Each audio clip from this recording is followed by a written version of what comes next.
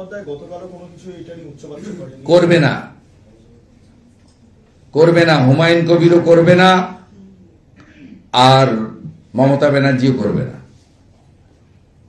এ টিমও করবে না, বি টিমও করবে না।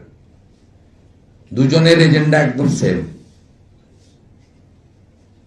মমতা ব্যানার্জিকে হুমায়ুন কবিরকে কাজে লাগাচ্ছে না, মুসলমানদের বড় অংশ তৃণমূলের বিরুদ্ধে, সেটা যাতে অন্য কোনো দল ক্যাচ করতে না পারে, বিজেপির দিকে না চলে যায়, সেই জন্য তিনি হুমায়ুন কবিরকে দিয়ে এই ক্ষুব্ধ, ক্ষিপ্ত,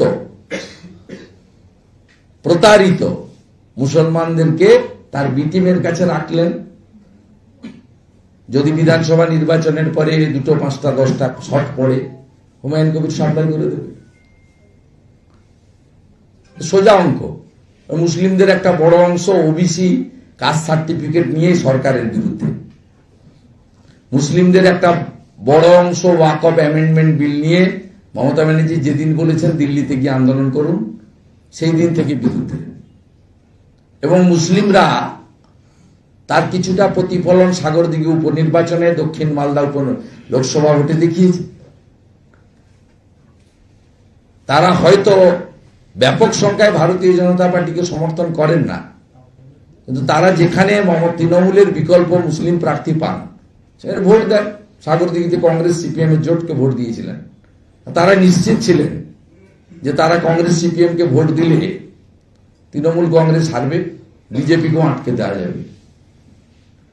একইভাবে দক্ষিণ মালদায় তারা সুচিন্তিতভাবে ভোট দিয়েছেন কংগ্রেসকে, ঈশা খান চৌধুরীকে। তৃণমূলকে রুখে দিবেন, বিজেপিকে জিততে দেবেন না। এটা তো কমপ্লিটলি যে মুসলিমরা ক্ষুব্ধ, ক্ষিপ্ত হয়েছে তাদেরকে। নইলে আপনি দেখছেন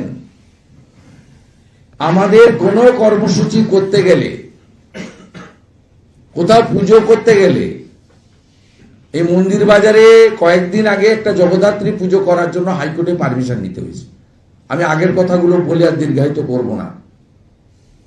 সেখানে বাবরের নামে, যিনি আরবি সংস্কৃতির লোক, ভারতীয় নয়, যিনি লুটেরা ছিলেন, ধর্ষক ছিলেন, মন্দির ভেঙেছেন, তার নামে একটা প্রতিষ্ঠান গড়ার ক্ষেত্রে, ধর্মীয় প্রতিষ্ঠান তৈরির ক্ষেত্রে রাজ্য সরকার কিভাবে পুলিশ দিয়ে সব ব্যবস্থাপনা সাহায্য করলো, এটা সিগন্যাল ক্লিয়ার। আর আমাকে, বিরোধী দলনেতাকে, বিজেপিকে হিঙ্গলগঞ্জে সভা করতে দেওয়া হলো না, মিছিল করার অনুমতি হাইকোর্ট দিলেন।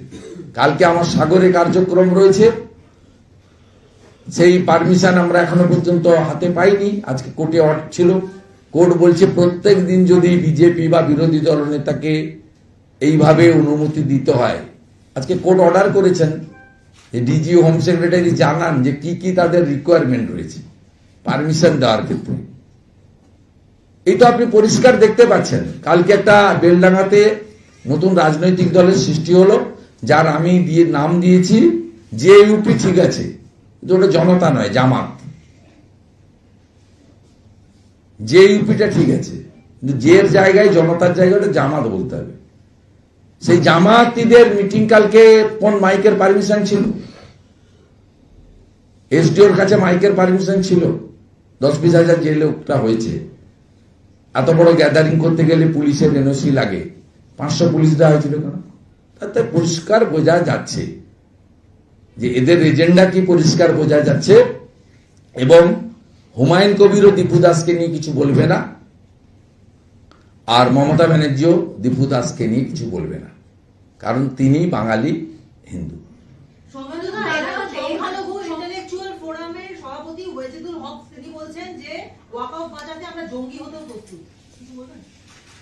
ও মনে টিকিট চাইছে, অনেকদিন ধরে ঘুরছে। এ সব বন্ধ হয়ে যাবে। পশ্চিমবাংলার লোক যদি জঙ্গি মুক্ত বাংলা চায়, বিজেপিকে আনুন।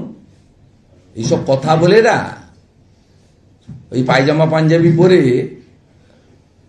সব নেতাগিরি বেরিয়ে যাবে। বিজেপিকে আনুন যদি জঙ্গি মুক্ত করতে হয় পশ্চিমবঙ্গে, শুধু চোর মুক্ত নয়, জঙ্গি মুক্ত করতে হয়, বিজেপিকে আনুন।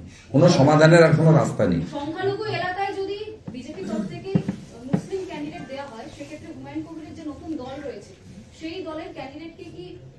তাদের ভোটটা কাটতে পারবে? মানে রাষ্ট্রীয় মুসলিম যারা রয়েছেন আপনি যেটা বলেন, তাদের ভোট কি বিজেপির খাতায় আসবে? শুধু আমি বলিনি, দেখুন আমাদের রাজ্য সভাপতি এটা সভাপতির প্রতিকেন্দ্রিক পার্টি, শ্রমিক দাও একাধিকবার বলেছেন যে মুসলিমদের ভোট আমরা পাই না। আমাকে আপনারা দীর্ঘদিন ধরে মিসকোট করেছেন যে আমি হিন্দুদের বিধায়ক। আমি কি বলেছি? আমি কালকে একটা কথার ব্যাখ্যা দিয়েছি যে বিধানসভাতে কাদেরকে আমি বলেছি। আমি কমপ্লিটলি তৃণমূলের মুসলিমদের কথা বলেছি, তৃণমূলের মুসলিমদের কথা বলেছি, সমগ্র জনগোষ্ঠীর কথা বলিনি। তারপরে আরে একটা কথারও আমি ক্লিয়ার ব্যাখ্যা দিয়েছি যে যেটা শ্রমিক দাও বলেছেন যে আমরা মুসলিমদের ভোট পাই না। আমি কোথাও বলিনি চাই না। আমি নন্দীগ্রামে দাঁড়িয়ে বলেছি আমাকে হিন্দুদের বেশি করে দেখতে হবে, কারণ হিন্দুদের ভোটেই আমি মমতা ব্যানার্জিকে হারিয়েছি। আমি 1,10,000 একটু কম ভোট পেয়েছি, মমতা ব্যানার্জি 1,08,000 ভোট পেয়েছে। মমতা ব্যানার্জির ভোটের